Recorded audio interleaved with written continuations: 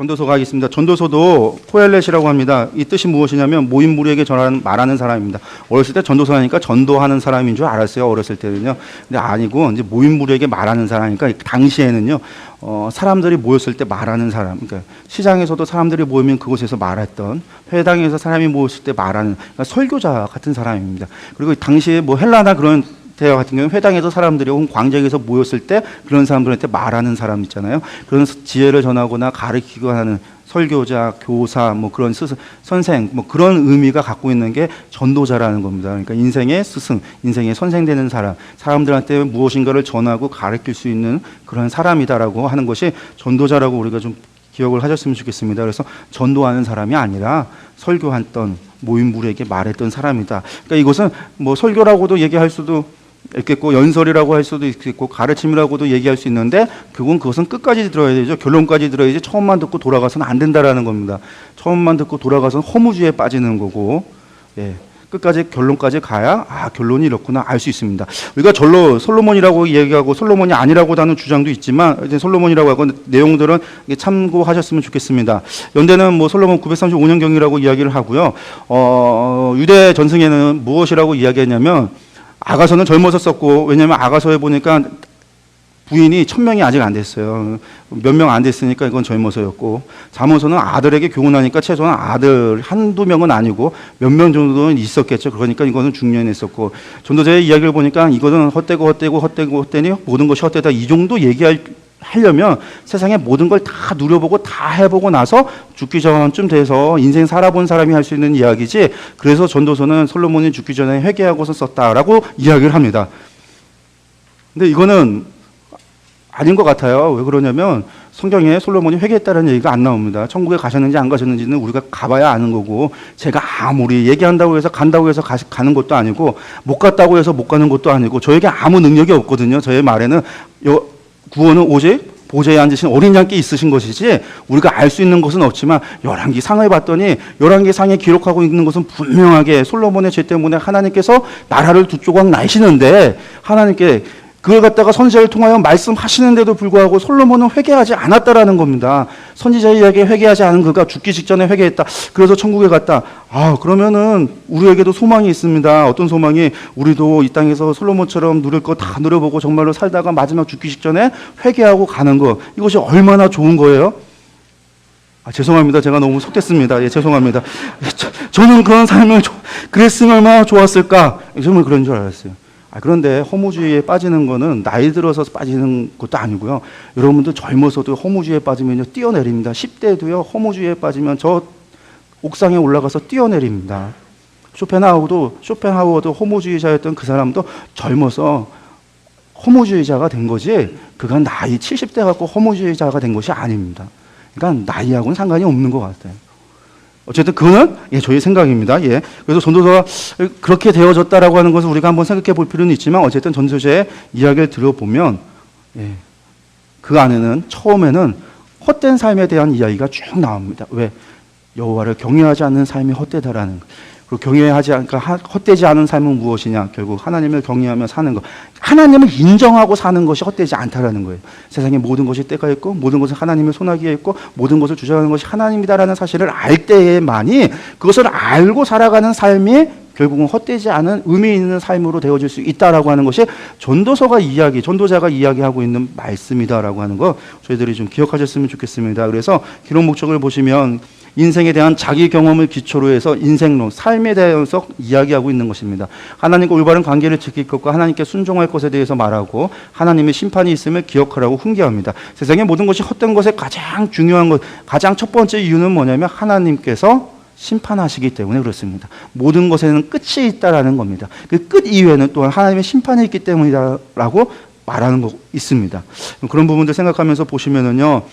첫 번째 다윗의 아들 예루살렘 왕 전도자의 말씀이라 이렇게 시작해서 마지막에 하나님은 모든 행위와 모든 은밀한 일을 선악간에 심판하시리라. 그러니까 전도서의 전체 이야기는 결국은 삶에 대해서 이야기하지만 그 삶을 주장하고 이야기하고 있는 가장 그가 이야기하고 있는 그 모든 일의 근거는 결국은 여호와 하나님이 계시는데 그분이 모든 것은 그분의 손아귀에 있고 결국은 그분이 모든 것을 선악간에 심판하시는 하나님이시다. 인생이라고 하는 것은 결국은 하나님의 심판 앞에 오게 되어진다라는 거예요. 어떤 사람이든 빨리 가는 사람이건 늦게 가는 사람이건 혹은 금숟가락을 물고 태어난 사람이건 혹은 그렇지 못한 사람이건 간에 모든 사람은 결국은 하나님의 심판의 자리에 서게 된다라는 거예요. 그리고 그것은 아무도 그때를 알지 못하기 때문에 때를 안다면 내가 내일 죽을 줄 안다면 오늘 가서 회개해야죠.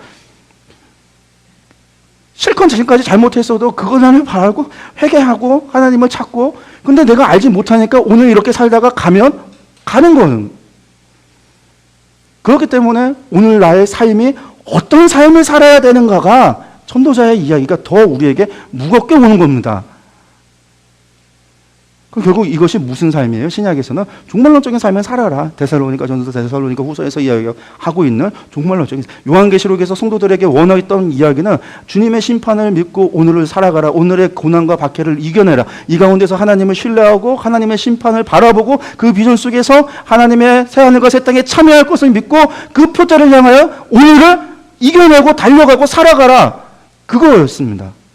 전도서의 말씀도 그와 같다라는 거, 그런 의미가 있다는 걸 우리가 기억해야 될 것 같습니다. 전도서는 1장부터 12장까지 되어 있습니다. 절반 1장부터 6장까지가 모든 것이 헛되다라는 거, 결국 여호와를 경외하지 않는 삶은 헛되다라는 거, 7장부터 12장까지는요 전도자의 교훈은 여호와를 기억하라, 여호와를 경외하는 삶이 의미 있는 삶이다라고 이야기하고 있습니다. 그래서 결국 핵심이 무엇이냐? 하나님을 경외하고 그의 명령을 지키는 것이 사람의 본분이다. 하나님을 경외하는 것, 그의 명령을 지키는 것, 지금까지 계속해서 반복해왔던 말씀입니다. 그것이 사람의 본분이고 우리가 살아야 될 마땅한 삶의 모습이 되어야 된다라고 하는 것 기억하셨으면 좋겠습니다.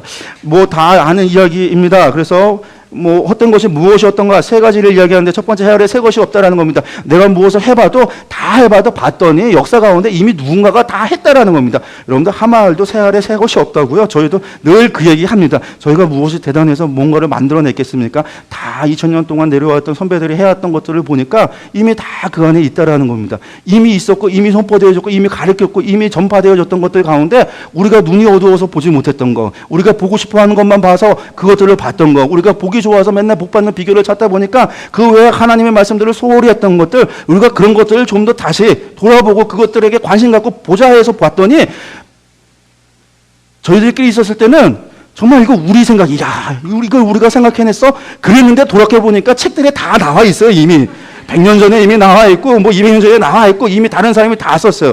헤아릴 새 것이 없다라고 하는 것이죠. 하마을도 그렇고요. 다른 것도 다 세상의 지혜도 봤더니 헤아릴 새 것이 없다라는 겁니다.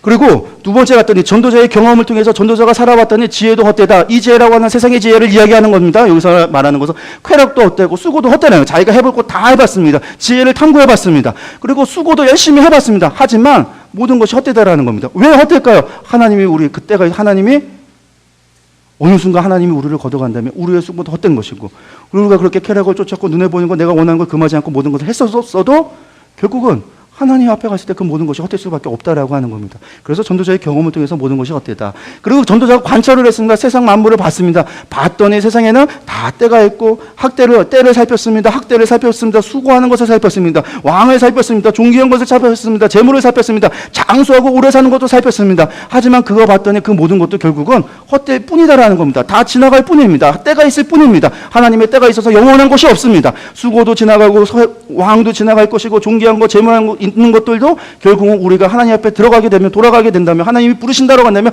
그 모든 것들도 헛될 뿐이다 라고 이야기하는 것이 모든 것이 헛되다라고 해서 전도자의 관찰을 통해서 나오는 것, 경험과 관찰을 통해서 인생의 헛됨을 이야기하고 있습니다. 7장부터 12장까지는요 전도자의 교훈입니다. 결국은 그 시작은 무엇으로부터 시작하냐? 하나님에 대해서 이야기합니다. 모든 것이 하나님의 손 안에 있다라는 겁니다. 모든 때가 하나님이 정한 때가 있다라는 겁니다. 이 이야기는 누가 했냐면 하박국을 통해서 하나님께서 하셨던, 이미 말씀하셨던 바입니다. 세상의 역사의 수레바퀴를 돌리는 이는 누구신가? 하나님이시다라는 겁니다.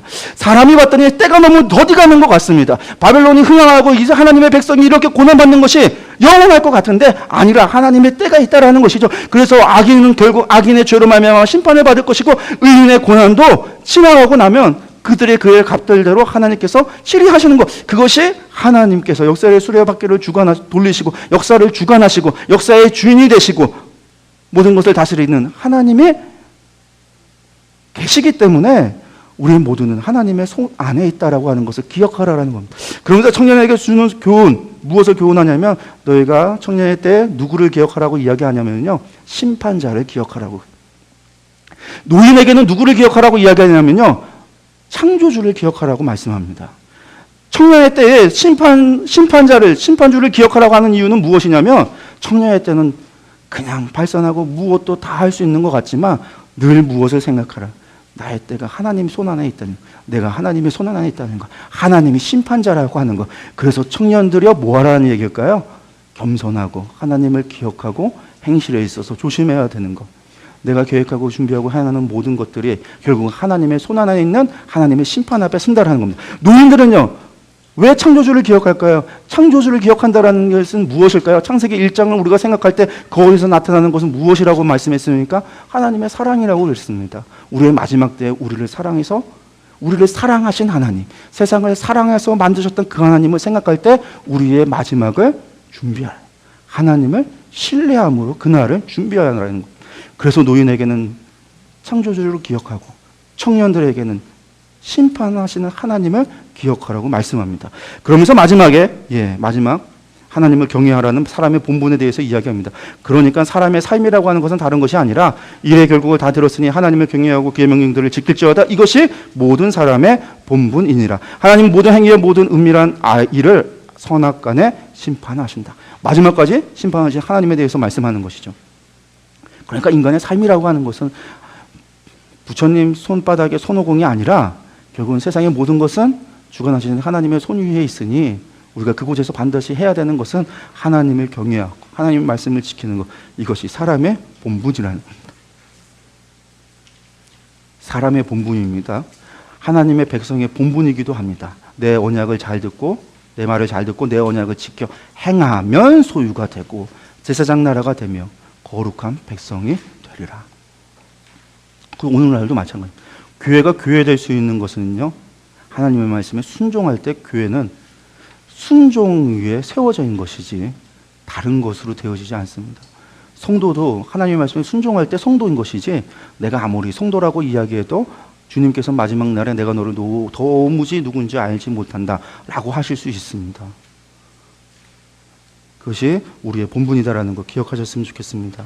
그런데 이런 본분이다라는 이야기를 듣고 났더니 무슨 생각이 드냐면, 어떻게 된 게 욥기부터 시작해서 시편, 잠언, 전도가 가벼운 책인지 알았는데요. 여러분들 참 무겁죠. 이야기가 욥기를 봐도 무겁고, 그냥 인내하면 복 받는 줄 알았는데 갑절에 복 준다고 그냥 그거면 좋은데, 욥기의 이야기가 그런 이야기가 아니었고, 시편의 찬양들이 우리에게 요구하는 것은 결국 주의 말씀을 묵상하며 주의 율법을 받은 언약 백성들이 어떻게 살아가야 되는지 우리에게 이야기하고 있는 것이고, 잠언과 전도서조차도 우리에게 이런 것들을 요구하고 있다라고 하니까 참 무겁습니다. 하나님의 율법 가지고 하나님의 말씀 가지고 살아간다는 게 어떻게 보면 좀 마음의 부담이 되고 어깨에 멍에를 진 것 같기도 합니다.